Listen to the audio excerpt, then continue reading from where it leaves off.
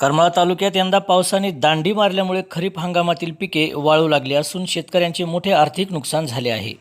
या पार्श्वभूमीवरच करमाळा तालुक्यातील पोथरे येथील शेतकरी व ग्रामस्थांच्या वतीने करमाळा तहसीलदारांना निवेदन देऊन तात्काळ पिकांचे पंचनामे करावेत व नुकसान भरपाई मिळवून द्यावी अशी जोरदार मागणी करण्यात आली आहे। दरम्यान यावेळी देण्यात आलेल्या निवेदनानुसार करमाळा तालुक्यातील शेतकऱ्यांनी मोठ्या आशेने उडीद, तूर, मूग, बाजरी यासह अन्य खरीप पिकांची पेरणी केली होती।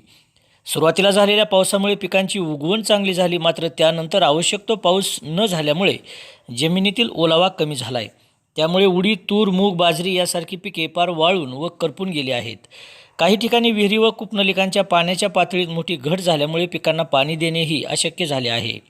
यामुळेच वैतागलेल्या अनेक शेतकऱ्यांवर उभी पिके मोडून टाकण्याची दुर्दैवी वेळ अशी आली आहे।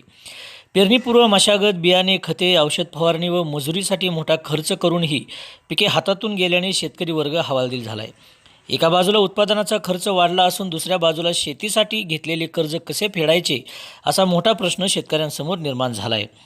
दरम्यान यावेळी महसूल व कृषी विभागाच्या अधिकाऱ्यांमार्फत प्रत्यक्ष शेत शिवारात पाहणी करून सर्व बाधित खरीप पिकांचे तात्काळ पंचनामे करण्यात यावेत।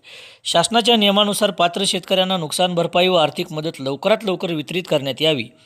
संबंधित सर्व शेतकऱ्यांना पीक विमा व इतर शासकीय योजनांचा लाभ मिळण्यासाठी आवश्यक ती प्रशासकीय कारवाई करण्यात यावी अशा मागण्या करण्यात आल्या आहेत।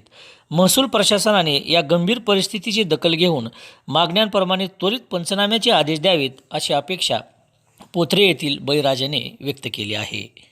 या प्रसंगी देण्यात आलेल्या निवेदनावर रघुनाथ जाधव, बापूराव गोसावी, संजय शिंदे, नामदेव शिंदे, सुभाष शिंदे, दत्तात्रय आढाव, सुरेश गिरी, अंगद देवकते, शांतीलाल झिंजाडे, दयानंद झिंजाडे, दिगंबर झिंजाडे, हरिचंद्र झिंजाडे, संदीप नंदरगे, संतोष साळुंके, दयानंद रोही, विवेक कुलकर्णी, सागर झिंजाडे, नितीनराव झिंजाडे, ऋषिकेश खवरे, महादेव शिंदे, शांतीलाल जाधव, शहाजी धेंडे आदींसह शेतकऱ्यांच्या सह्या आहेत।